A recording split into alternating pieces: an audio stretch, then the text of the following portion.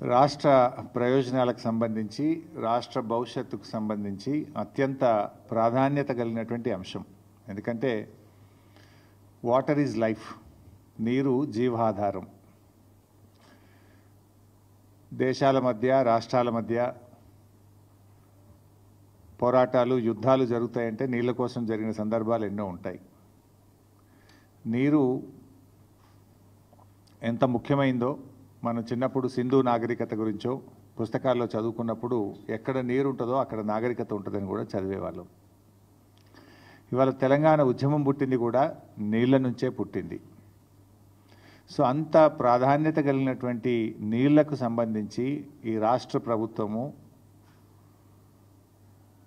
గుడ్లప్పగిచ్చి చూస్తూ రాష్ట్ర ప్రయోజనాలు తీవ్రంగా దెబ్బతింటుంటే, రాష్ట్రానికి తీరని నష్టం జరగబోతుంటే ఈ రాష్ట్ర ప్రభుత్వం పూర్తిగా విఫలం చెందుతూ ఉంది. అందువల్ల అట్లాంటి ఒక ప్రధానమైనటువంటి అంశం మీద ఈరోజు మేము మాట్లాడాలనుకుంటా ఉన్నాం. ఇలా కాంగ్రెస్ ప్రభుత్వం అధికారంలోకి వచ్చిన తర్వాత రాష్ట్ర సాగునీటి ప్రయోజనాలు కాపాడడంలో పూర్తిగా విఫలం చెందింది రేవంత్ రెడ్డి ప్రభుత్వం. నాడు సమైక్య ఆంధ్రప్రదేశ్లో సీమాంధ్ర నాయకుల వల్ల తెలంగాణ ప్రాంతానికి తీవ్రమైన నష్టం జరిగింది. నేడు స్వరాష్ట్రంలో కాంగ్రెస్ పాలకుల వల్ల కాంగ్రెస్ నాయకుల రూపంలో ఈ రాష్ట్రానికి తీవ్రమైన నష్టం వాటిల్తా ఉంది. ఉమ్మడి పాలనలో కొనసాగిన జలదోపిడి నేడు కాంగ్రెస్ పాలనలో కూడా మళ్ళీ మొదలైంది. ఆనాడు ఉమ్మడి రాష్ట్రంలో కూడా ఇదే తెలంగాణ కాంగ్రెస్ నాయకుల చేతగాంతనం వల్ల, ఇదే తెలంగాణ కాంగ్రెస్ పార్టీ నాయకుల యొక్క పదవుల కోసం పెదవులు మూసిన తీరు వల్ల ఆనాడు స్వరాష్ట్రంలో తీవ్రమైన నష్టం జరిగింది. నేడు కూడా మరి గురుదక్షిణ చెల్లించుకుంటున్నారా, పదవులు కాపాడుకోవడానికి పాకులాడుతున్నారా, కారణాలు ఏమైనా కూడా ఈ రాష్ట్రానికి ఈ రాష్ట్ర ప్రజలకు శాశ్వత ద్రోహానికి ఈరోజు కాంగ్రెస్ పార్టీ పాల్పడతా ఉంది. ఒకటి కాదు, రెండు కాదు, శాశ్వతంగా 200 టీఎంసీల గోదావరి జలాలను తరలించుకుపోయేటువంటి కుట్ర జరుగుతూ ఉంది. గోదావరి బంకచెర్ల ప్రాజెక్ట్ ఏదైతే ఆంధ్రప్రదేశ్ ప్రభుత్వం తలపెట్టిందో, ఈ ప్రాజెక్టు నిర్మాణం వల్ల తెలంగాణకు తీవ్రమైన నష్టం జరగబోతూ ఉంది. పైకి ఏం మాట్లాడుతున్నారు, ఏముంది ఏదో సముద్రంలో కలిసే నీళ్లు తీసుకుపోతే తప్పేంది అని మాట్లాడుతూ ఉన్నారు. మరి గోదావరిలో అన్ని నీళ్లు ఉన్నదే నిజమైతే, సముద్రంలో కలిసే నీళ్ళు అయితే మరి తెలంగాణ రాష్ట్ర ప్రభుత్వము గోదావరి మీద ప్రాజెక్టులు చేపడితే ఎందుకు మోకాలడ్డం పెట్టినరు? తెలంగాణ ప్రభుత్వం చేపట్టిన ప్రాజెక్టులను రద్దు చేయాలని, అనుమతులు ఇవ్వొద్దని ఆ రోజు కేంద్ర ప్రభుత్వానికి లేఖల మీద లేఖలు ఎందుకు రాసినరు? ఇదే చంద్రబాబు నాయుడు గారి ప్రభుత్వము ఆ రోజు కాళేశ్వరం ప్రాజెక్టుకు మనకు అన్ని అనుమతులు వచ్చినాయి. ఒకటి, అన్ని ప్రాజెక్టుకు రావాల్సిన సిడబ్ల్యూసి నుంచి 9 డైరెక్టరేట్ల నుంచి తెచ్చాం, ఎన్విరాన్మెంట్ క్లియరెన్స్ తెచ్చాం, లాస్ట్కు టీఏసీ ద ఫైనల్ క్లియరెన్స్ కూడా ఆ రోజు మేము తెచ్చుకున్నాం. ఇదే తెలుగుదేశం ప్రభుత్వం ఆనాడు 2018లో అధికారంలో ఉన్నప్పుడు కేంద్ర జలవనరుల శాఖకు రాసిన ఉత్తరం ఇది. ఇందులో చాలా స్పష్టంగా ఏం రాస్తారంటే, Kaleshwaram project unilaterally without approval from FRMB, Apex Council or CWC against the provisions under section 84(3), 85D of AP Reorganization Act 2014. As per 11th schedule at para 7 of AP Reorganization Act 2014, no new projects based on water resources arrived at based on appropriate dependability criteria on Godavari or Krishna rivers can be taken up by the state of Telangana or state of Andhra Pradesh without obtaining sanction from Apex Council. ఇది మీరు రాసిందే. అయితే ఆ రోజు కేంద్ర ప్రభుత్వం కాళేశ్వరం కొత్త project కాదు, Pranahita Chevella కొనసాగింపే Kaleshwaram project అని చెప్పి ఆ రోజు కాళేశ్వరానికి కేంద్ర ప్రభుత్వం అన్ని అనుమతులు కూడా ఇచ్చింది. ఇట్లా చాలా ఉత్తరాలు రాశారు. చివరికి మనం తుమ్మిళ్ళ లిఫ్ట్ ఇరిగేషన్, మన భక్త రామదాస్ లిఫ్ట్ ఇరిగేషన్ కట్టాం గోదావరి మీద. భక్త రామదాస్ అనేది కూడా ఆల్రెడీ ఉన్న ఆయకట్టే, అది ఎస్ఆర్ఎస్పిలో భాగంగా ఉన్న ఆయకట్టుకు టేలెండ్కు నీళ్లు రావడం లేదని మనము చిన్న లిఫ్ట్ పెట్టి పాలేరు నియోజకవర్గానికి నీళ్ళు ఇచ్చాం. ఈ లిఫ్ట్ కూడా ఆపేయాలి, దీన్ని రద్దు చేయాలి, ఈ లిఫ్ట్ కట్టనీయొద్దు అని చెప్పి కూడా అప్పటికి ఆంధ్రప్రదేశ్ ప్రభుత్వం కేంద్ర ప్రభుత్వానికి సిడబ్ల్యూసికి లేఖ రాసింది. ఇట్లా చాలా లెటర్లు. ఇది చంద్రబాబు నాయుడు గారు స్వయంగా రాసిన లెటర్. మీరు పాలమూరు ఎత్తిపోతల పథకానికి అనుమతి ఇవ్వద్దు, దిండి ఎత్తిపోతల పథకానికి అనుమతి ఇవ్వద్దు, ఇది కొత్త ప్రాజెక్టు, మీరు ఎట్లా స్టార్ట్ చేస్తారు, దీన్ని ఆపాలి అని చెప్పి స్వయంగా చంద్రబాబు నాయుడు గారు ఆయన ఓన్ హ్యాండ్ రైటింగ్తో రాసిన లెటర్. సరే, ఇట్లా ఇవన్నీ ఒకటి కాదు రెండు కాదు, ఆంధ్రప్రదేశ్ ప్రభుత్వం రాసిన 20-30 లెటర్లు ఇవి. తెలంగాణ ప్రాజెక్టులకు అడ్డుపడుతూ తెలంగాణ ప్రాజెక్టులను నిలిపివేయాలని, అనుమతులు ఇవ్వొద్దని, మీరు ఎట్లా కడతారని కోర్టుల్లో కేసులు వేశారు, కేంద్ర ప్రభుత్వం దృష్టికి తీసుకుపోయినరు, గ్రీన్ ట్రిబ్యునల్లో కూడా కేసులు వేసిండ్రు. అయితే ఈరోజు మరి నేను అడుగుతా ఉన్నా, గోదావరి బనకచెర్ల ప్రాజెక్టు కొత్త ప్రాజెక్టు కాదా? అసలు కేంద్ర ప్రభుత్వం ఎందుకు నిద్రపోతూ ఉంది? ఈరోజు మన రాష్ట్రంలో ఏపీ రీఆర్గనైజేషన్ యాక్ట్ తర్వాత ఇటు తెలంగాణలోనైనా అటు ఆంధ్రప్రదేశ్లోనైనా కొత్త ప్రాజెక్టు చేపట్టాలంటే కేఆర్ఎంబి జీఆర్ఎంబి అనుమతి తీసుకోవాలి. ఆ నదీ పరివాహక ప్రాంతంలో ఉన్నటువంటి రాష్ట్రాల నుంచి అంతర్రాష్ట్ర ఒప్పందం జరగాలంటే నదీ పరివాహక ప్రాంతంలో ఉండే అన్ని రాష్ట్రాలు ఒప్పుకోవాలి. నంబర్ 3, ఏపీ రీఆర్గనైజేషన్ యాక్ట్ ప్రకారంగా ఎపెక్స్ కౌన్సిల్లో కొత్త ప్రాజెక్టు అనుమతి పొందాలి. Number 4, central water commission clearance తీసుకోవాలి. నంబర్ 5, ఎన్విరాన్మెంట్ క్లియరెన్స్ తీసుకోవాలి. ఏ అనుమతి కూడా లేదు ఇప్పుడు గోదావరి బనకచెర్ల ప్రాజెక్టుకు. ఏ అనుమతి లేదు. నేను పైన చెప్పిన దాంట్లో ఏ ఒక్క అనుమతి లేకుండా నియమ నిబంధనలన్నీ బుల్డోజ్ చేస్తూ కేంద్రం జుట్టు తన చేతుల్లో ఉంది అని చెప్పి ఇష్టారీతిన రాత్రికి రాత్రి ప్రాజెక్టు రూపకల్పన చేసి ఇవాళ టెండర్లు పిలిచి ముందుకు పోతా ఉన్నారు. ఇది ఎక్కడి పద్ధతి అని నేను అడుగుతా ఉన్నా. అంటే మేము కాళేశ్వరం కడతానో, భక్త రామదాస్ కడతానో, మేము పాలమూరు కడతానో, దిండి కడతానో, ఆ రోజు కేంద్ర ప్రభుత్వానికి లేఖలు రాస్తారు, సిడబ్ల్యూసికి లేఖలు రాస్తారు, గ్రీన్ ట్రిబ్యునల్లో కేసు వేస్తారు, హైకోర్టులో కేసు వేస్తారు, సుప్రీంకోర్టులో కేసులు వేసి మోకాలు అడ్డం పెట్టే ప్రయత్నం చేస్తారు.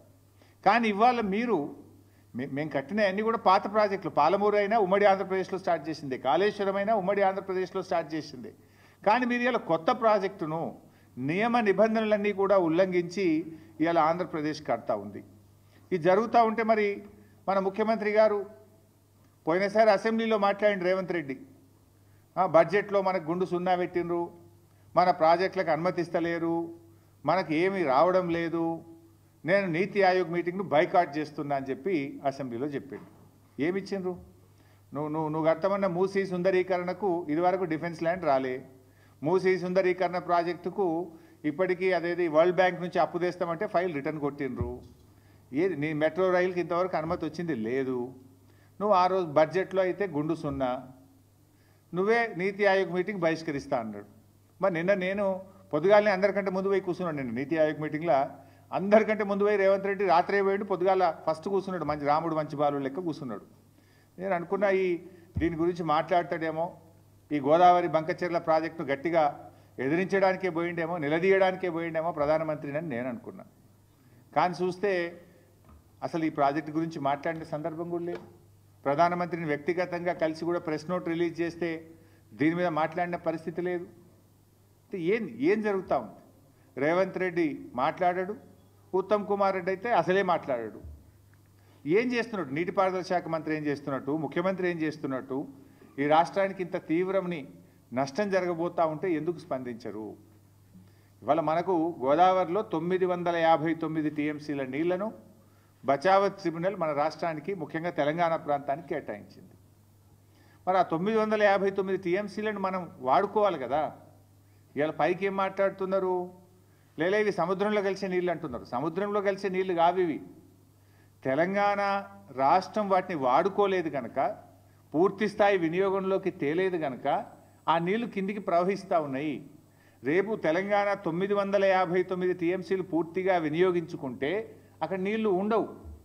దీని వెనుక ఉన్న కుట్ర ఏంది? ఇవాళ ఇప్పటికే ఆంధ్రప్రదేశ్ గోదావరి నది మీద ట్రిబ్యునల్ వేయాలని చెప్పి సెక్షన్ 3 కింద కేంద్ర ప్రభుత్వానికి కంప్లైంట్ చేసింది.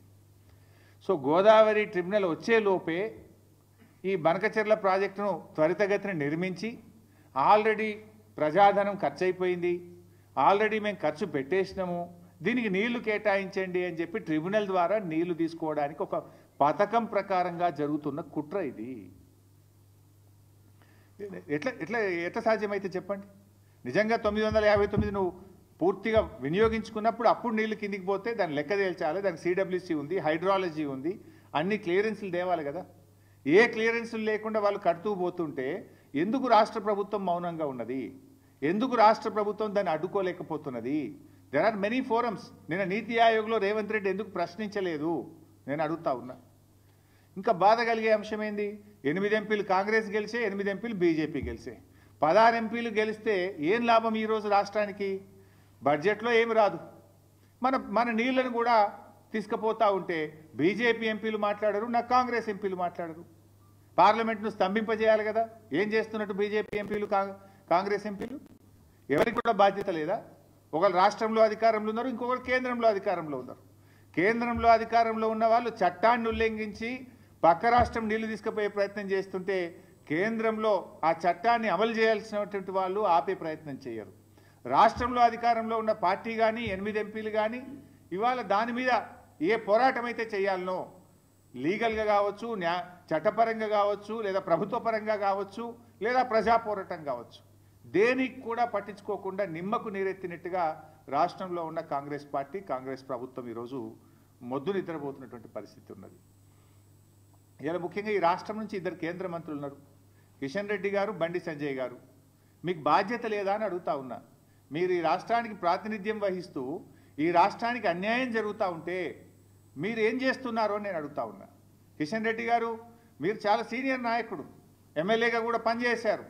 మరి మీరు సిడబ్ల్యూసీకి వెళ్ళి ఏ రకంగా గోదావరి బంకచెర్లకు అనుమతిస్తారో ప్రశ్నించారా? క్యాబినెట్ మీటింగ్లో ప్రధానమంత్రి గారికి మీరు చెప్పరా? ఇలా ఎంత దుర్మార్గం అంటే ఏ అనుమతి లేదు దానికి. నా జీఆర్ఎంబీ అనుమతి లేదు, సిడబ్ల్యూసీ అనుమతి లేదు, ఎన్విరాన్మెంట్ క్లియరెన్స్ లేదు, అపెక్స్ కమిటీ అనుమతి లేదు. ఏ అనుమతి లేకుండానే కేంద్ర ప్రభుత్వం 50% నిధులు గ్రాంట్ కింద ఇస్తుందట. మరో 50% నిధులు ఎఫ్ఆర్బిఎంకు అదనంగా అప్పు తెచ్చుకోవడానికి అనుమతిస్తుంది అని చెప్పి చంద్రబాబు నాయుడు గారు స్వయంగా ప్రెస్ మీట్లో చెప్తున్నారు, పత్రికల్లో వార్తలు వస్తున్నాయి. ఎట్లా ఇస్తారు? ఒక చిన్న చెరువు కట్టాలంటేనే ఎన్విరాన్మెంట్ క్లియరెన్స్ అడుగుతారు, ఒక చిన్న ప్రాజెక్టు కట్టాలంటేనే మీకు వాల్తా చట్టము, ఈ చట్టము, ఆ చట్టము, రకరకాల అనుమతులు అడుగుతారు. ఇంత పెద్ద ప్రాజెక్ట్, ఇంటర్లింకింగ్ ఆఫ్ రివర్స్, ఒక నదిని ఇంకో నదికి కలిపేటువంటి ప్రాజెక్టుకు మరి దాంట్లో అంతర్రాష్ట్ర సమస్యలు కూడా ఉన్నాయి. మహారాష్ట్ర ఉంది, కర్ణాటక ఉంది, తెలంగాణ ఉంది. పైన ఎగువ ఉన్న రాష్ట్రాల అభిప్రాయాలు తీసుకోరా? జీఆర్ఎంబీ అనుమతి తీసుకోరా? ఇవి లేకుండా మరి ఎట్లా కేంద్ర ప్రభుత్వం ఆర్థికపరమైన అనుమతిస్తుంది? ఎట్లా కేంద్ర ప్రభుత్వం ఈ ప్రాజెక్టు కట్టడానికి అనుమతిస్తుంది? మరి కేంద్రం అనుమతిస్తుంటే ఆ ప్రభుత్వంలో ఉన్న కిషన్ రెడ్డి, బండి సంజయ్లు ఎందుకు మౌనంగా ఉంటున్నారు? రాష్ట్ర ప్రయోజనాలు మీకు పట్టవా? మీ పదవులే మీకు ముఖ్యమా? తెలంగాణ రాష్ట్ర ప్రయోజనాలు మీకు ముఖ్యమా అని నేను అడుగుతా ఉన్నా. మీకు బాధ్యత లేదా అని నేను అడుగుతా ఉన్నా. అడగండి, ప్రశ్నించండి, మన రాష్ట్ర ప్రయోజనాలు కాపాడండి. అవసరమైతే కిషన్ రెడ్డి గారు ఆల్ పార్టీ డెలిగేషన్ లీడ్ చేయండి, మేమందరం వస్తాం ప్రధానమంత్రి గారి దగ్గరికి. ఈ రాష్ట్రం నుంచి కేంద్ర కేబినెట్ మంత్రిగా ఉన్న కిషన్ రెడ్డి గారు అన్ని పార్టీలను తీసుకుపోయి తెలంగాణ ప్రయోజనాలు కాపాడవలసిన బాధ్యత మీ మీద ఉన్నది. పదవిలో ఉండడం ముఖ్యం కాదు, ప్రజల ప్రయోజనాలు ముఖ్యం. ప్రజల యొక్క, ఈ రాష్ట్రం యొక్క ప్రయోజనాలు మీరు కాపాడలేకపోతే ఆ పదవిలో ఉండే అర్హత కూడా మీకు లేదు అని చెప్పి నేను మనవి చేస్తా ఉన్నా. ఎట్లా ఇస్తారు నిధులు? ఎట్లా ఇస్తారు? అసలు ఆ ప్రాజెక్టుకు జీరో పర్మిషన్స్, నైదర్ సిడబ్ల్యూసి, నార్ జిఆర్ఎంబి, నార్ ఎన్విరాన్మెంట్ క్లియరెన్స్, నార్ ఇంటర్స్టేట్ అగ్రిమెంట్, నథింగ్.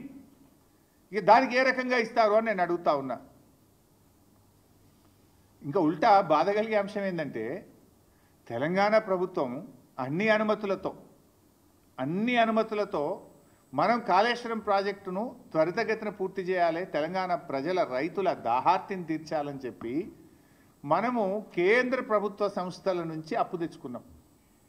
ఇది ప్రైవేట్ బ్యాంకులు కాదు. రేవంత్ రెడ్డి లెక్క 170 కోట్ల బ్రోకర్ ఫీజు లంచం ఇచ్చి భూములు కుదబెట్టి షేర్ మార్కెట్లో తేలే మేము. కేంద్ర ప్రభుత్వ సంస్థ ఆర్ఈసీ పిఎఫ్సి దగ్గర మనం అప్పు తెచ్చినాం. తెస్తే ఇదే కేంద్ర ప్రభుత్వం ఇది ఎఫ్ఆర్బిఎం కంటే అదనంగా ఉన్నది అని రికవరీ పెట్టింది మన మీద. రికవరీ పెట్టింది కేంద్ర ప్రభుత్వం. మీరు అప్పు తెచ్చింది ఎఫ్ఆర్బిఎం పరిమితి దాటారు అని చెప్పి మనకేమో రికవరీ పెట్టారు. కానీ ఇప్పుడు ఆంధ్రప్రదేశ్కి ఏమంటున్నారు, మీకు 40,000 కోట్లు గ్రాంట్గా ఇస్తాం, ఇంకో 40,000 కోట్లు అదనంగా అప్పు తెచ్చుకోవడానికి ఎఫ్ఆర్బిఎం పరిమితులు దాటి కూడా మీకు పర్మిషన్ ఇస్తాం. అంటే ఆంధ్రప్రదేశ్కో నీతి, తెలంగాణకో నీతి. ఏం మేము భారతదేశంలో భాగంగా కాదా? మరి భారతదేశ అభివృద్ధిలో తెలంగాణ భాగస్వామ్యం లేదా? ఎందుకు తెలంగాణ పట్ల బీజేపీకి ఇంత కక్ష అని నేను అడుగుతా ఉన్నా. ఎందుకు బీజేపీ తెలంగాణ మీద పగబట్టింది అని నేను అడుగుతా ఉన్నా. ఇవాళ మీరు పోలవరం జాతీయ ప్రాజెక్ట్ ఇచ్చారు ఆంధ్రప్రదేశ్కు, సంతోషం, వి వెల్కమ్. మాకేం జలసీ లేదు.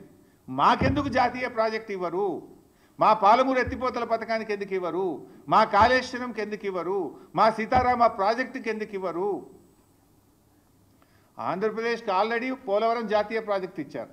ఇప్పుడు రెండవది గోదావరి బండ్కచెర్లకు కూడా 80,000 కోట్ల రూపాయలు ఇస్తామంటున్నారు.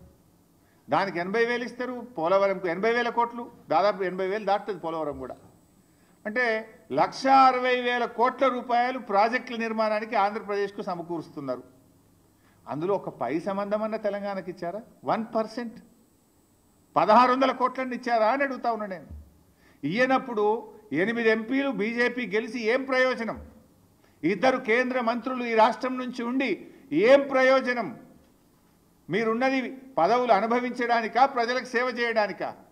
ఈ రాష్ట్ర హక్కులు కాపాడడానికా? ఈ రాష్ట్ర హక్కులు హరిస్తుంటే కళ్ళు మూసుకొని కూర్చోవడానికి ఉన్నారా అని చెప్పి నేను అడుగుతా ఉన్నా.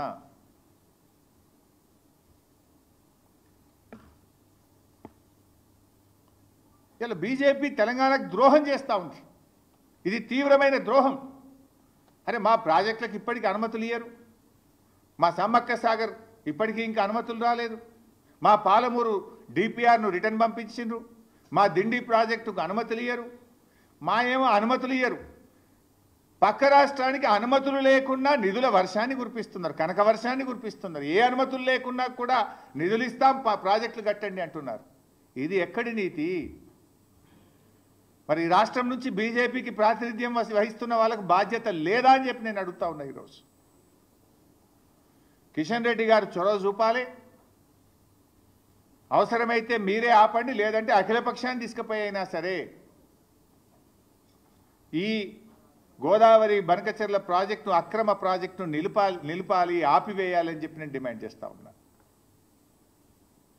లేదంటే మేమందరం ఢిల్లీకి వచ్చి సిడబ్ల్యూసి కార్యాలయం ముందు బీఆర్ఎస్ పార్టీ ఆధ్వర్యంలో ధర్నా నిర్వహిస్తాం. కేంద్ర ప్రభుత్వ యొక్క ద్వంద్వ నీతిని ఢిల్లీ వేదికగా ఎండగట్టామని చెప్పి కూడా హెచ్చరిస్తా ఉన్నాం.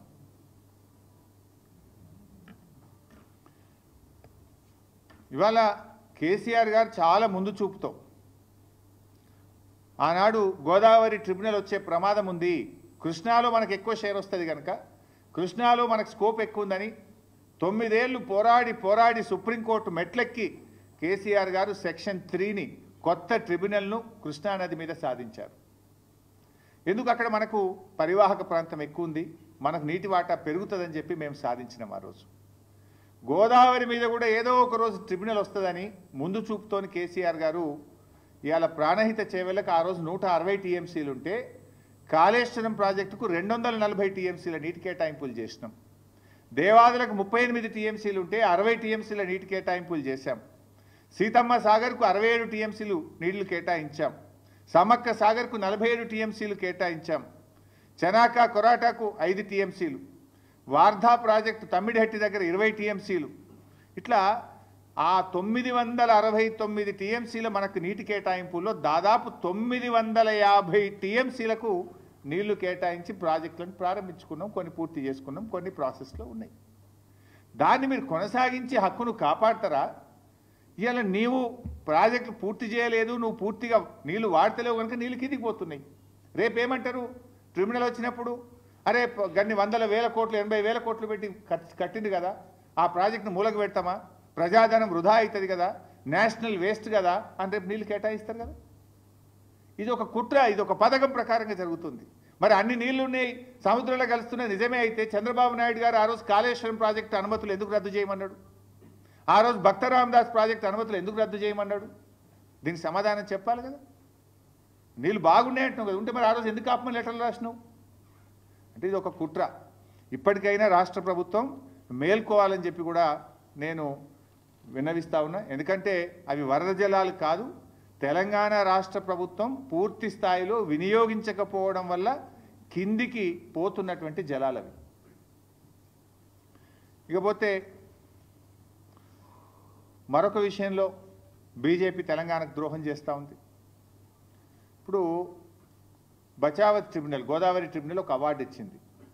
పోలవరం ద్వారా 80 టీఎంసీల నీళ్లను మళ్లించినట్టయితే, ఏది కృష్ణా పరివాహక ప్రాంతానికి మళ్లించినట్టయితే ఆ 80 టీఎంసీలు పైన ఎగువన ఉన్న రాష్ట్రాలకు చెందుతాయి అని స్పష్టంగా బచావత్ అవార్డు ఇచ్చింది. బచావత్ అవార్డు అనేది భగవద్గీత ఈ దేశంలో, అది సుప్రీంకోర్టు కూడా దాంట్లో ఇంటర్ఫియర్ కాదు, అది భగవద్గీత లాంటిది. ఆ బచావత్ అవార్డు ఏం చెప్పిందంటే ఆ 80 టీఎంసీల్లో తెలంగాణకు 45 టీఎంసీలు, అదేవిధంగా కర్ణాటకకు 25 టీఎంసీలు, మహారాష్ట్రకు 14 టీఎంసీలు అని చెప్పింది. ఆ బచావత్ అవార్డు ప్రకారం కర్ణాటక అప్లై చేసింది సిడబ్ల్యూసీకి. ఇక వాళ్ళు ఆంధ్రప్రదేశ్ వాళ్ళు పట్టిసీమ పెట్టి నీళ్లు డైవర్ట్ చేసిండ్రు, మాకు 25 టీఎంసీలు ఇవ్వండి అంటే అప్పర్ భద్రా ప్రాజెక్టుకు 25 టీఎంసీలు కేటాయిస్తూ ఢిల్లీ వాళ్ళు సిడబ్ల్యూసీ అనుమతి ఇచ్చేసింది.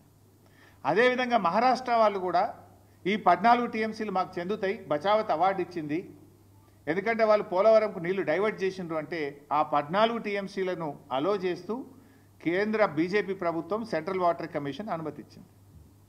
అదే పద్ధతిలో తెలంగాణ మనం 45 టీఎంసీలు మాకు దక్కుతాయి, ఓ బచావత్ అవార్డు ఇచ్చింది, ఈ 45 టీఎంసీలు మేము పాలమూరు ఎత్తిపోతల పథకానికి కేటాయించుకుంటున్నాము, దీనికి అనుమతి ఇవ్వండి అంటే డిపిఆర్ వాపసు పంపుతారు. అంటే ఒక అవార్డులో 3 రాష్ట్రాలకు కేటాయించారు, 45 తెలంగాణకు, కర్ణాటకకు 25, మహారాష్ట్రకు 14. కర్ణాటక 25 ఒప్పుకుంటావు, మహారాష్ట్ర 14 ఒప్పుకుంటావు, తెలంగాణ 45 ఎందుకు ఒప్పుకోవు?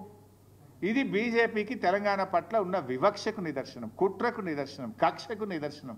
తెలంగాణకు బీజేపీ చేస్తున్న ద్రోహానికి ఇది ఒక ఉదాహరణ అని చెప్పి నేను మనవి చేస్తా ఉన్నాను. ఇంత దుర్మార్గంగా ఎట్లా వ్యవహరిస్తారు? సో అందువల్ల పాలమూరుకు ఈ డిపిఆర్ ఎందుకు వాపసు పంపిండ్రు? అదే బచావత్ ఇంకో మాట చెప్పింది, 90 టీఎంసీల కంటే ఎక్కువ తీసుకుపోయినా కూడా ఇదే నిష్పత్తిలో పై రాష్ట్రాలకు ఈ నీటి వాటాలు కృష్ణానదిలో కేటాయించాలి అని చెప్పిండు. ఇప్పుడు 200 టీఎంసీలు తీసుకుపోతా అంటుండు చంద్రబాబు గారు. 200 తీసుకపోతే బచావత్ ట్రిబ్యునల్ అవార్డు ప్రకారం ఏది 45-21-14 కదా రేషియో, 45 తెలంగాణ, 21 కర్ణాటక, 14 మహారాష్ట్ర. ఆ రేషియో ప్రకారంగా తెలంగాణకు ఎంత రావాలి? 112 టీఎంసీలు రావాలి. ఇప్పుడు కృష్ణాలో ఇంకో 112 అదనంగా రావాలి. 112 ఇవి పాతయి 45 కలిపితే ఎంత అవుతుంది? 147 టీఎంసీలు అవుతుంది. మన దిండికి నికర జలాలు ఇవ్వచ్చు, మన పాలమూరుకు నికర జలాలు ఇవ్వచ్చు, మన కల్వకుర్తికి కూడా నికర జలాలు కేటాయించుకోవచ్చు. మరి ఇది ఎందుకు అడగడు రేవంత్ రెడ్డి? అడగడు ఎందుకు? ప్రశ్నించడం ఎందుకు? ఆ రోజు వెనకట మీ అందరు మీరు కూడా సాక్ష్యం, ఆనాడు పోతిరెడ్డిపాడు పొక్క పెద్దగా చేసి పోరాడింది బీఆర్ఎస్, పోరాడింది ఒక్కడు పీజేఆర్.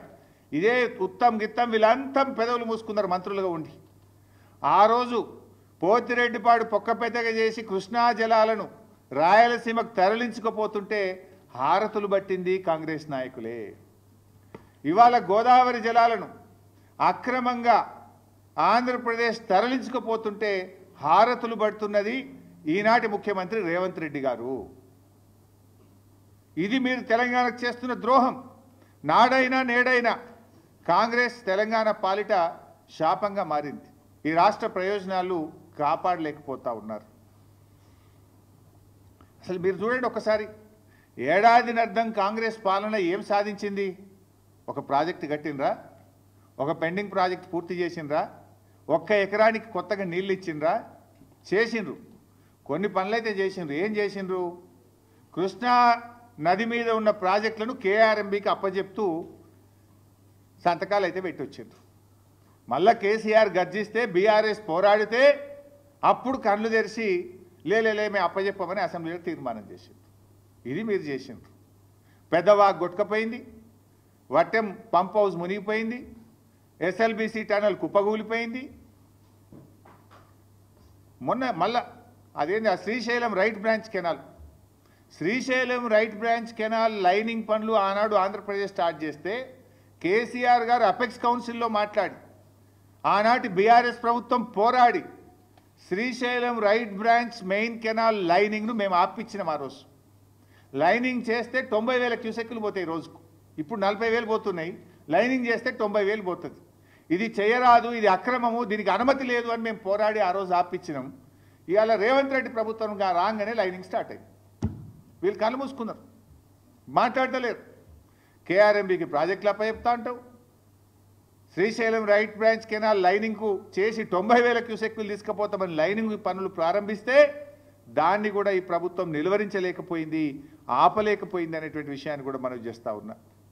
ఇక తర్వాత కేఆర్ఎంబీ పనిచేయదు, రాష్ట్ర ప్రభుత్వం అడగదు. మనకు కృష్ణానదిలో తాత్కాలిక ఒప్పందం ఉన్నది. ఇప్పుడు అవార్డు ఫైనల్ అయ్యేదాకా ఎట్లాగో ఇప్పుడు వాదనలు జరుగుతూ ఉన్నాయి. సెక్షన్ 3 కేసీఆర్ గారు సాధించిండ్రు. కృష్ణాలో మన ఫైనల్ షేర్ మనకు వస్తుంది. తాత్కాలికంగా 34% నీటి కేటాయింపులు, ఇది కూడా ఈల పుణ్యమే. అప్పుడు ఉమ్మడి ఆంధ్రప్రదేశ్లో ప్రాజెక్టులు కట్టకపోవడం వల్ల ఆనాడు ఉమ్మడి ఆంధ్రప్రదేశ్ అసెంబ్లీలో కేవలం 34% మనకు ఉండడం వల్ల ఆ తాత్కాలిక ఒప్పందం 34% వచ్చింది. 34% జలాలు తెలంగాణ వాడుకునే హక్కును కలిగి ఉంటే ఈ రేవంత్ రెడ్డి ప్రభుత్వం యొక్క చేతగానితనం వల్ల, ఉత్తమ్ కుమార్ రెడ్డి ఉత్తుత్త మాటల వల్ల ఇవాళ తెలంగాణ 65 టీఎంసీల నీళ్లను తక్కువ వాడుకున్నది ఈ సంవత్సరం.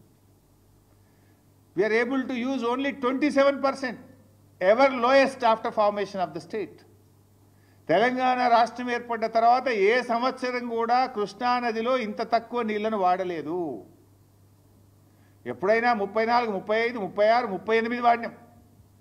కానీ రేవంత్ రెడ్డి ప్రభుత్వం యొక్క పట్టింపు లేకపోవడమా, పరిపాలన సామర్థ్యం లేకపోవడమా, లేదా గురుదక్షిణ చెల్లించుకోవడంలో భాగమా, కారణం ఏదైనా 27% నీళ్లను మాత్రమే తెలంగాణ ప్రభుత్వం వాడుకున్నది. రోజు పెద్ద పెద్ద మాటలు మాట్లాడతావు కదా ఉత్తమ్ కుమార్ రెడ్డి, దీని మీద ఎందుకో మాట్లాడవు? చెప్పిందే చెప్పి అబద్ధాల పాట పాడుతుంటావు కదా కాళేశ్వరం మీద. ఇక్కడ నువ్వు ఫెయిల్ కాలేదా? నువ్వు అసెంబ్లీలో 6 ప్రాజెక్టులు పూర్తి చేస్తే 6,50,000 ఎకరాలకు ఇస్తాను నువ్వు మొదటి ఏడాది. ఏడాది అర్థమైంది 6,000 ఎకరాలకు కూడా నీళ్ళు ఇయ్యలే.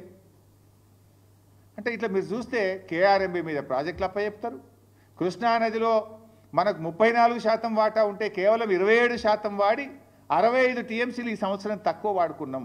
అందువల్ల ఇలా ఖమ్మంలో పంటలు ఎండినాయి, నల్లగొండలో పంటలు ఎండినాయి, సూర్యాపేటలో పంటలు ఎండినాయి, మహబూబ్ నగర్లో పంటలు ఎండే పరిస్థితి ఏర్పడ్డది. ఉన్న నీళ్లను కూడా వాడుకోలేని చేతగాని దద్దమ్మ ప్రభుత్వం ఈ కాంగ్రెస్ ప్రభుత్వం. శ్రీశైలం రైట్ బ్రాంచ్ కెనాల్కు లైనింగ్ అయితే దాన్ని ఆపలేవు. ఇప్పుడు గోదావరి బనకచెర్ల స్టార్ట్ చేస్తే దాని మీద కూడా కనీసం నిలువరించలేని పరిస్థితిలో ఉన్నావు. మరి నాకైతే అర్థం కాలే, నీతి ఆయోగ్ ఎందుకు పోయినావు నువ్వు మొన్న అసెంబ్లీలోనే చెప్తివి వీళ్ళు బడ్జెట్లు ఏమి ఇస్తలేరు, మన ప్రాజెక్టులకు అనుమతి ఇస్తలేరు, నేను నీతి ఆయోగ్ బైకాట్ చేస్తున్నా, శాసనసభ అంతా సపోర్ట్ చేయాలంటే మేము కూడా బలాలు కొట్టినాం. అబ్బా ముఖ్యమంత్రి తెలివికి వచ్చిండు, మొదట్లో బడేబాయి చోటబాయి అన్నాడు, బడేబాయి చోటబాయిల బంధం అర్థమైనట్టుంది, ఇప్పుడు కళ్ళు తెరిచిండు అని నేను అనుకున్నా. మరి నేను ఎందుకు ఉరికినావు? నువ్వు పోయినావు, నువ్వు కనీసం మాట్లాడినావా నీతి ఆయోగ్లా? ఏంది ఏదో అధికారులతో ఉత్తరాలు రాపించి చేతులు దులుపుకోవడం కాదు రేవంత్ రెడ్డి.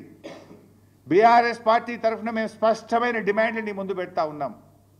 ఏదో నువ్వు పైన అధికారులతో చీఫ్ ఇంజనీర్తో ఉత్తరం రాయించి మేము అపోజ్ చేసినామని చేతులు దులుపుకుంటే ఊరుకోం. మేము అవసరమైతే మా అధ్యక్షుడు కేసీఆర్ గారి ఆలోచన మేరకు పెద్ద ఎత్తున ప్రజా పోరాటానికి బీఆర్ఎస్ పార్టీ సిద్ధమవుతుంది.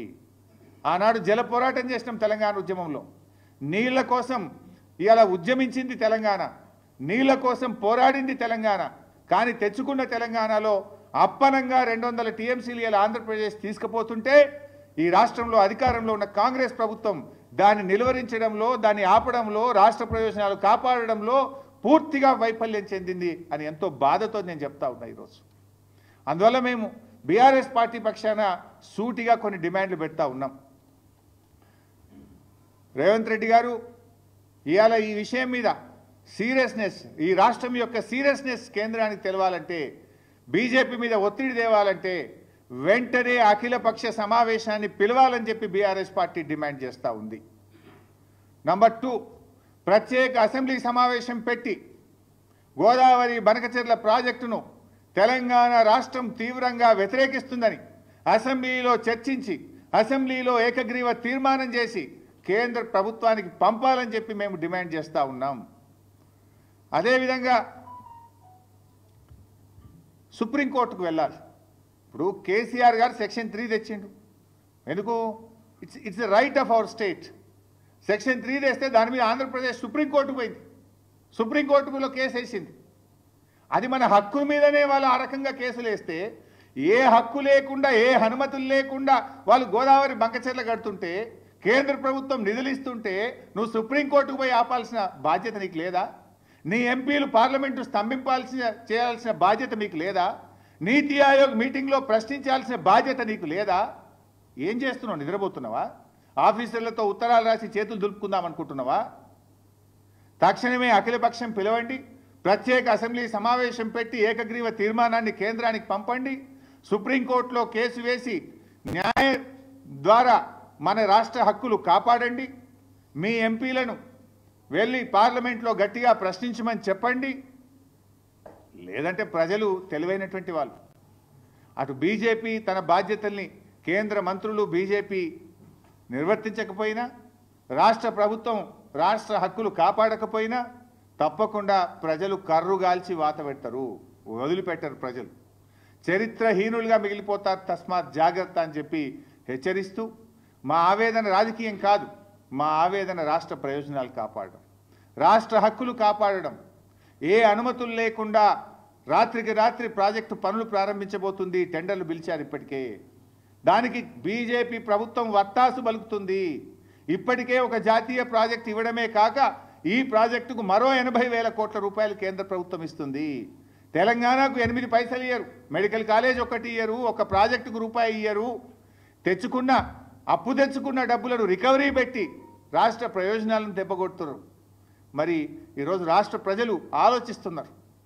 రాష్ట్ర ప్రజల పక్షాన రాష్ట్ర భవిష్యత్తు దృష్ట్యా మేము ఒక బాధ్యత కలిగిన ప్రతిపక్ష పార్టీగా, ప్రజాప్రతినిధులుగా ఇటు కేంద్ర రాష్ట్ర ప్రభుత్వాలకు దృష్టికి తెస్తా ఉన్నాం. రాష్ట్ర ప్రభుత్వం కూడా మొద్దు నిద్ర వీడి తక్షణమే అఖిలపక్షం పిలవాలి, అసెంబ్లీ సమావేశాల్ని పిలవాలి, సుప్రీంకోర్టుకు వెళ్ళి మరి మన రాష్ట్ర హక్కులు కాపాడాలని చెప్పి డిమాండ్ చేస్తున్నాం. Thank you.